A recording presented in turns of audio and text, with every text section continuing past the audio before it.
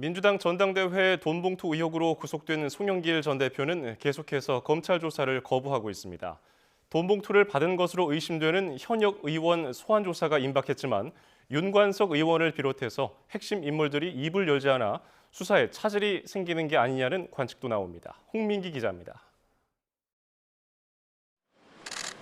법원의 영장 발부로 지난 19일 구속된 송영길 전 대표. 하지만 구속 이후 송 전 대표에 대한 검찰 조사는 아직 한 번도 이뤄지지 않았습니다. 어디에 있든 검찰과 싸우겠다며 검찰의 3차례 출석 통보를 모두 거부한 건데 아내와 지지자들도 송 전 대표를 거들고 나섰습니다.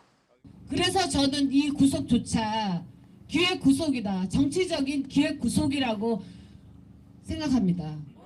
검찰은 구속영장의 효력으로 송 전 대표를 강제로 데려오는 방안을 검토하고 있는데 이대로라면 오는 27일까지인 1차 구속기한을 열흘 연장할 가능성이 큽니다. 송 전 대표 구속수사를 통해 돈봉투를 준 쪽에서 받은 쪽으로 초점을 옮기려던 검찰로선 수사 시간표를 수정할 수밖에 없는 상황입니다. 앞서 재판에 넘겨진 무소속 윤관석 의원이 돈봉투를 누구에게 줬는지에 대해선 입을 굳게 닫고 있는 것도 변수입니다. 윤 의원은 자신의 재판에서 돈봉투를 전달받아 송 전 대표 지지 의원들에게 살펴하려 계획한 사실은 인정했지만 실제 살포가 이뤄졌는지, 누구에게 건넸는지 등은 모두 함구하고 있습니다. 수수자로 의심되는 이성만, 임종성, 허종식 의원 등 최대 20명의 소환 조사가 임박했는데도 송 전 대표와 윤 의원 등 핵심 인물들의 진술이 나오지 않고 있는 겁니다.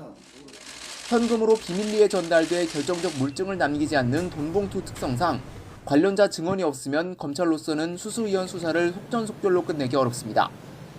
특히 내년 총선이 넉 달 앞으로 다가와 검찰 조사가 민주당 공천에 여파를 미칠 경우 예기치 않은 정치적 논란에 직면할 수도 있습니다. 다만 검찰은 지금까지 수사를 통해 돈봉투를 전달받은 의원들을 어느 정도 특정했다며 이 같은 전망엔 선을 긋고 있습니다. 다음 달 1심 선고를 앞둔 윤 의원이 자신의 형량에 따라 태도를 바꾸고 구체적 진술을 내놓을 가능성도 열려있는 만큼 돈봉투 수사는 앞으로도 수차례 변곡점을 맞을 것으로 보입니다.